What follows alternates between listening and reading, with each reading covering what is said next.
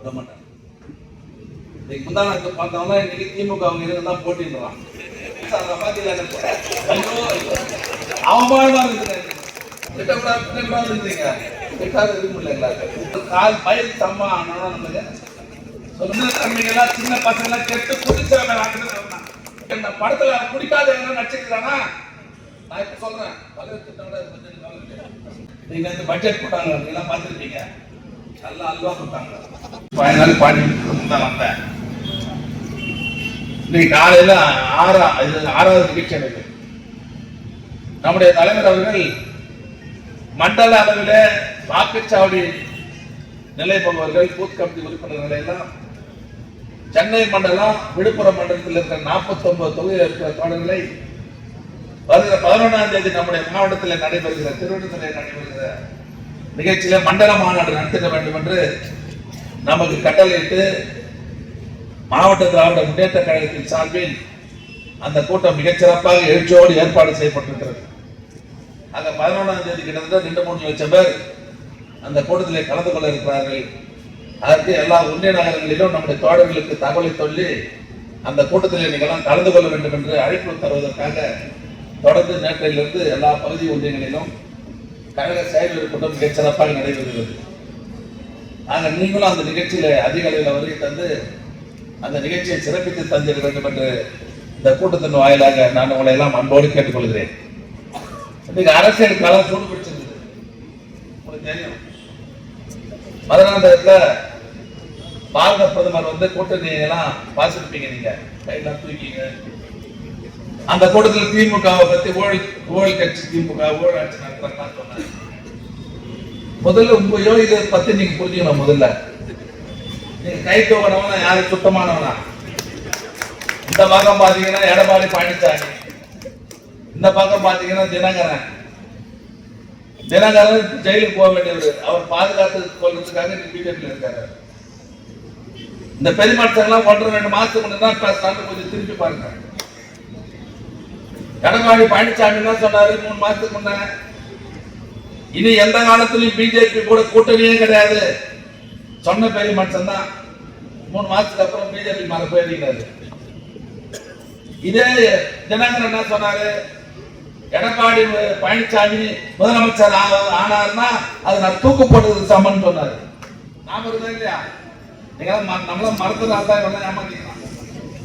யார் யோகிய? நம்மளை பார்த்து ஊழல் ஆட்சின்னு சொல்றீங்க.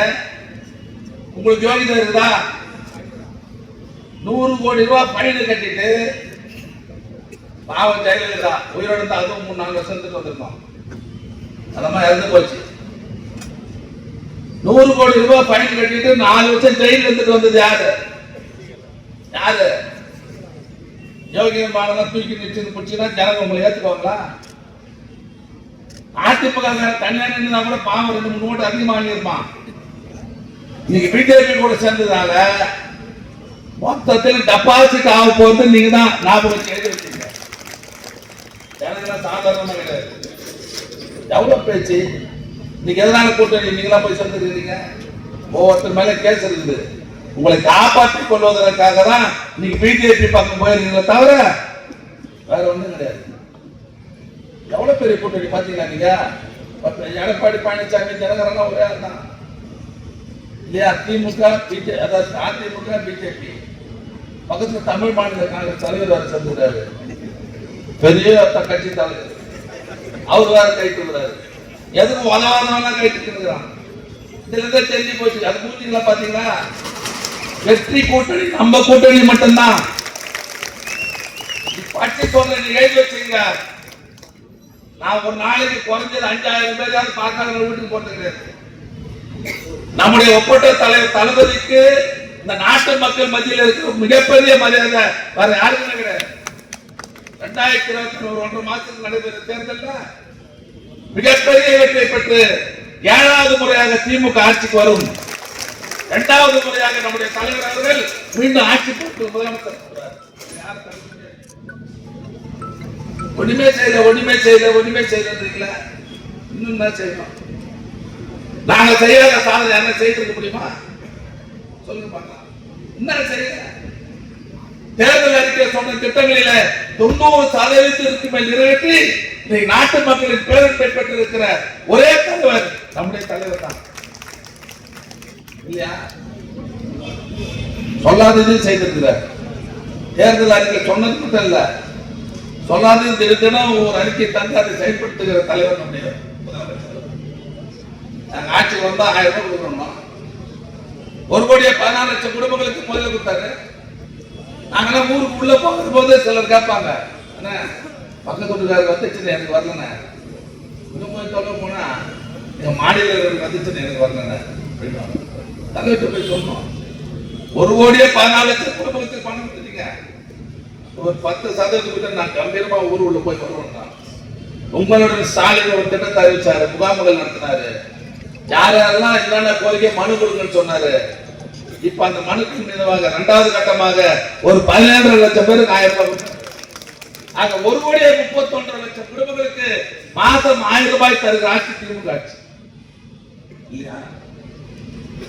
இனி பெண்கள் கட்டணம் இல்லாமல் பேருந்தில் பயணம் பண்ணலாங்க. நேற்று கணக்குப்படி 65 லட்சம் பேர் ஒரு நாளைக்கு பயணம் பண்றாங்க.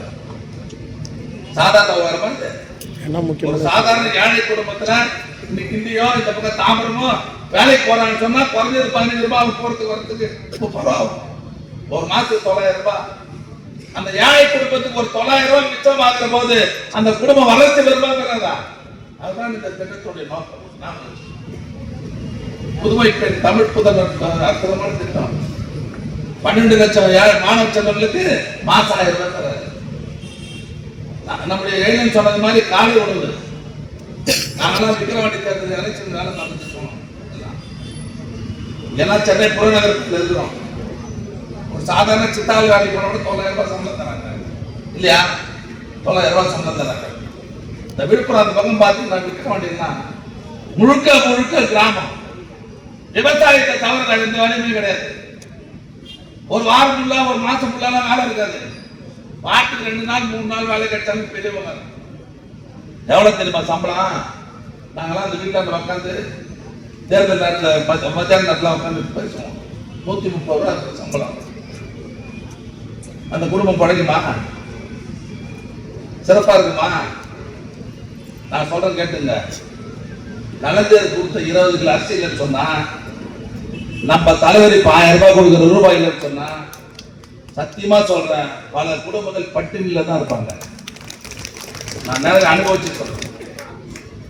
இன்னைக்கு இந்தியாவிலேயே பட்டினி இல்லாத ஒரே மாநிலம் எதுன்னு சொன்னா அது தமிழ்நாடு மட்டும்தான். அந்த நிலையை உருவாக்கி தலைவர்கள் கலைஞரும் கலைஞரின் மறு உருவாக இருக்கிற நம்ம தலைவர் தளபதி மட்டும்தான். இதெல்லாம் நான் அனுபவிச்சு சொல்றேன். இல்லைன்னு சொல்ல முடியுமா? எவ்வளவு திட்டம். ரேஷன் கடையில் போனா பெரியவங்களை சில குடும்பங்கள்ல பெரியவங்களை அமைச்சிருவாங்க. ரேஷன் கடையில் போடுவாங்க, அங்க கைராக விடாது, ஓரம் பண்ணிடுவாங்க.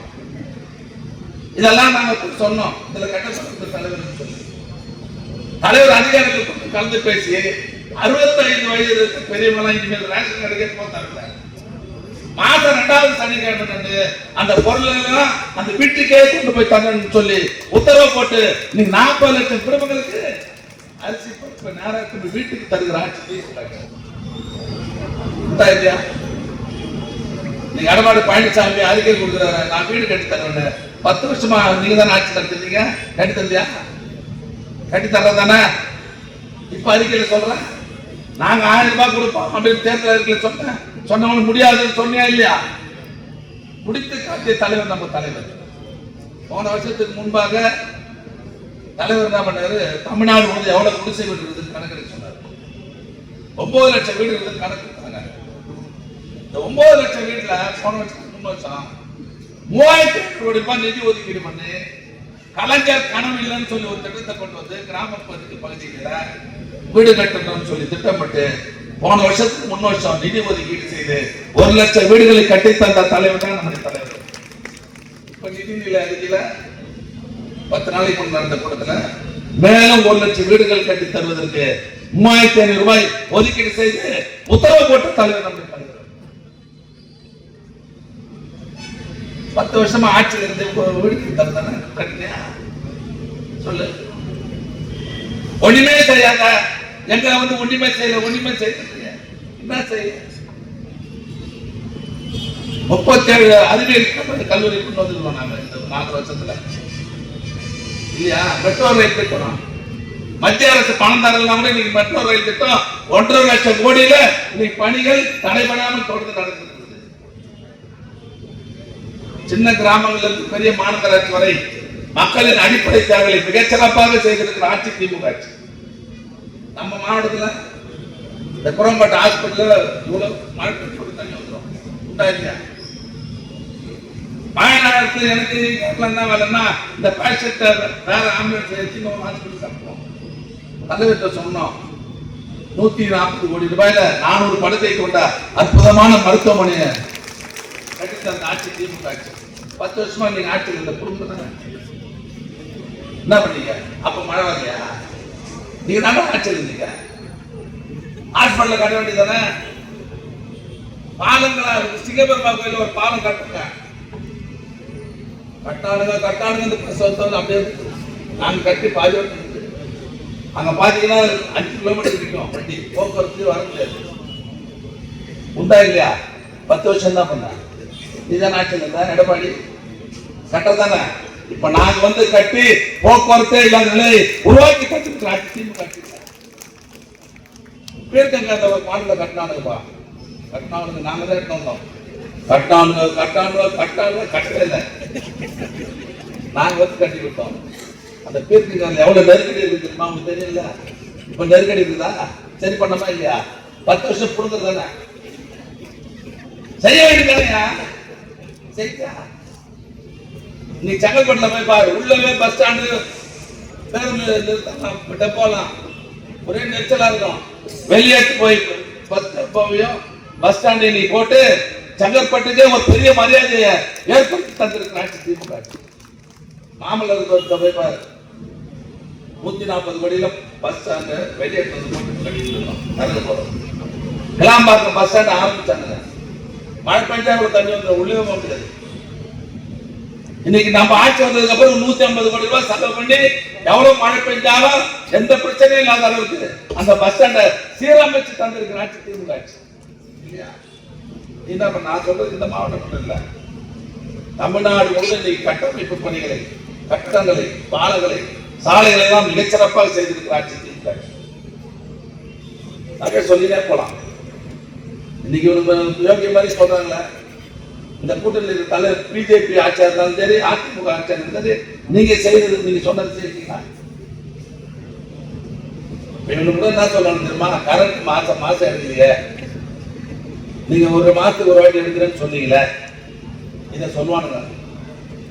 இதை தவிர ஒண்ணுன்னு சொல்ல மாட்டாங்க. கரண்ட் மாசம் எடுக்கணும்னு சொன்னா 6000 பணி அதை புதுசாகணும் ஆளு நியமனம் பண்ணணும். இப்ப வாங்கிட்டு கொடுத்துருக்காங்க வீடு விட நாங்க ஆட்சிக்கு வந்தா 2000 ரூபாய் கொடுப்போம். நாம ஆட்சி கொடுக்க சொல்லும் போது 1000 ரூபாய் கொடுக்க முடியாது. அதை சும்மா சொல்றாங்க. இவர் 2000 கொடுப்பாராம். ஆட்டுகளுக்கு எல்லாம் பஸ் எல்லாம் பெரிய அவர் சொல்றாரு. அதை ஹேண்ட்பிட் போட்டு கொடுத்துக்கிறாரு. நான் தான் கேட்கிறேன் 10 வருஷமா நீ இருக்கும்போது செய்யாது. இப்ப நான் இதை செய்யறேன் அதை செய்யறேன்னு நம்பிடுவாங்களா? நீ சொன்னா நம்பிடுவாங்களா? நம்பவே மாட்டாங்க. நான் என்ன சொல்றேன் இதே மோடி பெரிய மனுஷன் தான் சொன்னாரு 12 வருஷத்துக்கு முன்ன நான் ஆட்சிக்கு வந்தா வெளிநாட்டுல இருக்கிற கருப்பு பணத்துல பீராஞ்சி எடுத்து வந்து ஒரு ஆளுக்கு 5 லட்சம் ரூபாய் கொடுக்குறாரு. நாம இருக்கா இல்லையா? 5 பைசா கூட வரல. 12 வருஷம் ஆகி போச்சு. ஒரு வருஷத்துக்கு 2 கோடி பேருக்கு மத்திய அரசு பணிகள் தருவாரு. 12 வருஷம் ஆச்சு 24 கோடி பேருக்கு தரணும் வேலை. இவ்வளவு பேர் வந்துருக்கீங்க உங்களுக்கு கூட தேவையில்லை. ஒரு சொந்தக்காரராக ஒரு ஆள் வந்துருக்கா கை தொகை சொல்லு எல்லாம் ஏமாத்துவாங்க. 500 ரூபாய் 1000 ரூபாய் நோட்டு செல்லாதுன்னு சொன்னேன். 2000 ரூபாய் நோட்டு நீயா அறிவிச்ச. நீ அந்த 2000 ரூபாய் நோட்டு செல்லாதுன்னு அறிவிச்ச. நாம இருக்கா இல்லையா? உங்களுக்கு தெரிஞ்ச கதை தான் நினைவுபட்டதான் வந்துருக்கோம். சரி அவருக்காக நீ என்ன பண்ண? எல்லாருக்கும் செல்போன் தருவேன். தமிழ்நாட்டில் இருக்கிற பெண்களுக்கு எல்லாருக்கும் செல்போன் தருவேன். நாம இருக்கா இல்லையா? இருக்குதா? நாமதான் இருக்குதா இல்லையா? கம்மியா இருக்குறீங்களா? குத்தாரா செல்போனு நாம தான் போட்டாரு. வேலைக்கு போற பெண்கள் ஸ்கூட்டி தருவேன். நாம இருக்குதா? நம்ப கேட்கிறேன். ஏன்னா 10 பேர் சொன்னீங்க ஸ்கூட்டி தருவேன், இப்பத்தி ஸ்கூட்டி சொல்லிக்கிறாரு. ஏற்கனவே சொன்ன ஸ்கூட்டி இப்ப தரல. 60 வயது இருக்கிறவங்க இனி பஸ்ல ஃப்ரீனாரு. யாரா போனாங்க, பஸ் பாஸ் கொடுத்தாங்க கிடையாது. இனி எல்லா குடும்பத்துக்கும் 20 லிட்டர் மினரல் வாட்டர் ஃப்ரீயா கொடுப்பாரு. நாற்பது இல்லையா, அவன் ஆண்ட அந்த 10 வருஷத்துல குழந்தையே தண்ணி வந்தாங்க. ஜல்ஜீவன் ஒன்று எடுத்தாங்க. சமான பைப் போட்டு மொத்தம் துணியாக்க கூடாங்க. ஒரு வேலை நடக்கல. உண்டா இல்லை, நான் சொன்னதுல முக்கியம் இல்லையா? நீ என்ன சொன்னதெல்லாம் செய்துட்ட, நாங்க என்ன சொன்னது செய்யல. சொல்லு, ஒன்னோடு மட்டும் சொன்னது கேட்டுங்க. அது கலைஞராக இருந்தாலும், கலைஞர் மறுவரும் நம்ம தலைவராக இருந்தாலும் சொன்னதை செய்யக்கூடிய தலைவர்கள். இந்த மாதிரி ஏமாத்திட்டு போற தலைவர் நம்ம தலைவர்கள். 1-2 திட்டங்கள்லாம் நெருக்கடி, நிதி பிரச்சனை, அதை பார்த்து செய்ய முடியும், படிப்படியா செய்ய முடியும். எவ்வளவு பேருக்கு பட்டா கொடுத்தோம், யோகிய மாதிரி பேசுறாங்களே. 10 வருஷத்துல ஒரே பட்டா கொடுத்தலாம். நான் கேட்கிறேன்,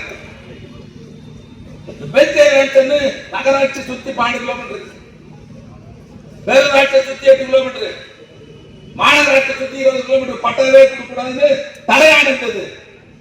அந்த தடையானை தூக்கி விட்டு 22 லட்சம் பேருக்கு தமிழ்நாட்டில் பட்டா கொடுத்த தலைவர் நம்முடைய தலைவர். இந்த காஞ்சிபுரம் செங்கல்பட்டு மாவட்டத்தில் மட்டும் 80,000 பேருக்கு பட்டா கொடுத்துருக்கோம். 107,000 பேருக்கு ரெடியா இருக்கு. 11ஆம் தேதி மேல கொடுக்கணும். முத்து உனக்கு ரெடி பட்டா ரெடி ஆயிடுச்சு. இல்ல சொன்னாங்களா அதிகாரிகளா? ரெடி ஆயிடுச்சு. இப்போ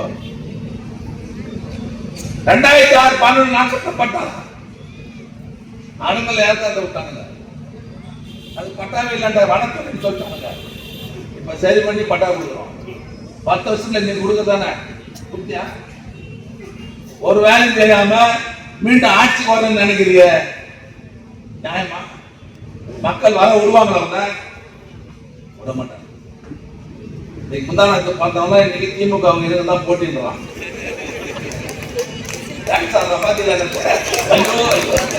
அவமானமா இருக்கு. செயலர் போட்டு டாட்டா அடிக்கிறான்.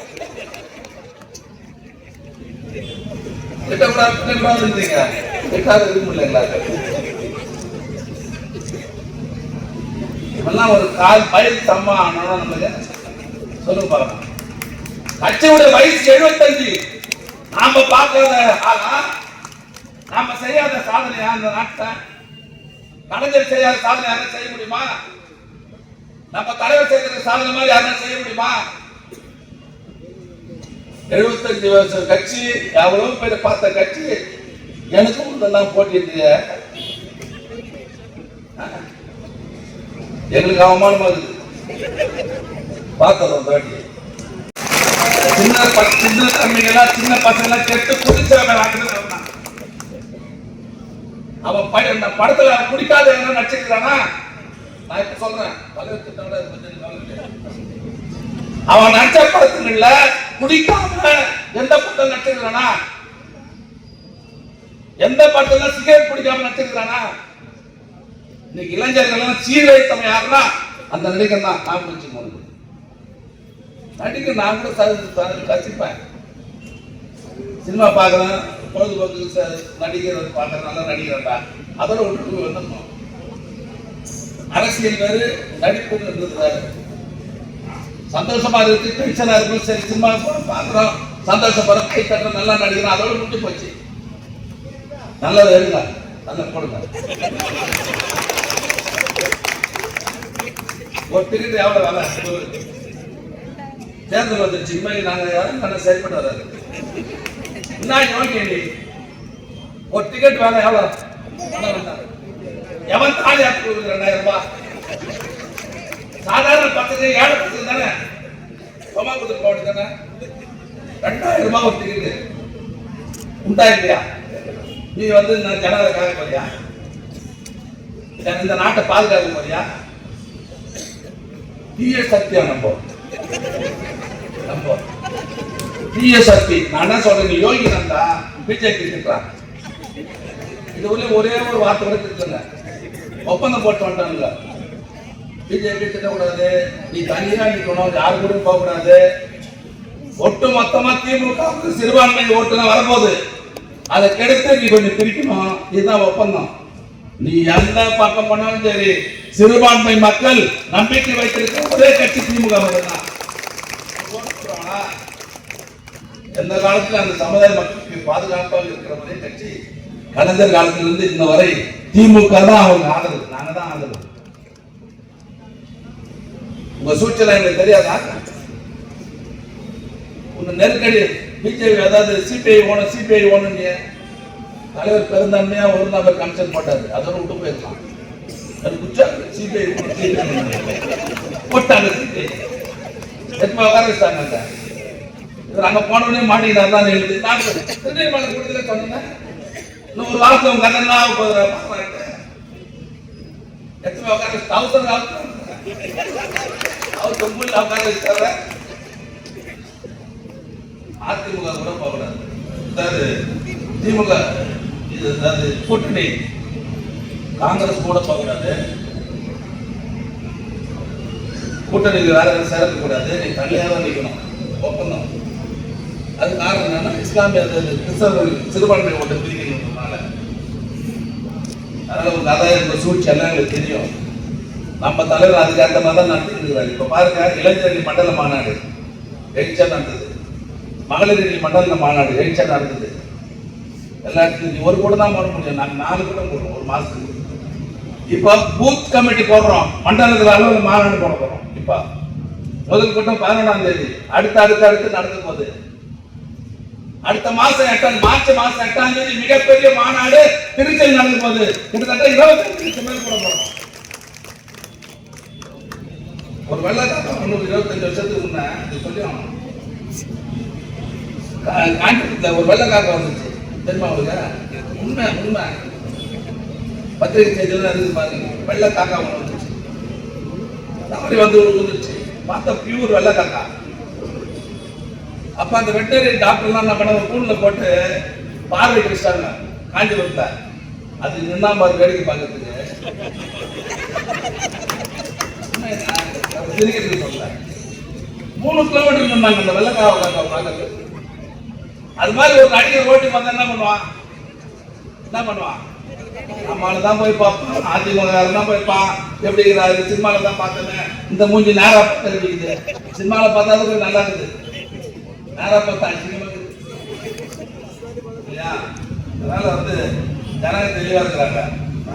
நம்ம என்ன பண்ணணும்னா, தேர்தல் ஒரு 1.5 மாசம் 2 மாசம் வரப்போகுது. நம்ம வேகத்தை கொஞ்சம் அதிகப்படுத்தணும். இந்த சோம்பேறியா இருக்கிறவங்க, கொஞ்சம் மெத்தனமா இருக்கிறவங்க வேகமா இருக்கணும். சிலர் நடிப்பாங்க வேலை செய்யற மாதிரி, அது மாதிரி இருக்கக்கூடாது. எல்லாமே உழைக்கணும். தலைவர் நம்மளை நம்பிதான் 200 தொகுதியில் நாங்க ஜெயிப்போம்னு சொல்லியிருக்கிறாரு. அந்த இடங்களை நான் சொன்னா கடுமையா உழைக்கும். பிஜேபி பத்தி உங்களுக்கு தெரியாது. நீ நம்மளை எப்படின்னா ஒழிச்சுக்கிட்டு அந்த முடிவில் இருக்கிறாங்க.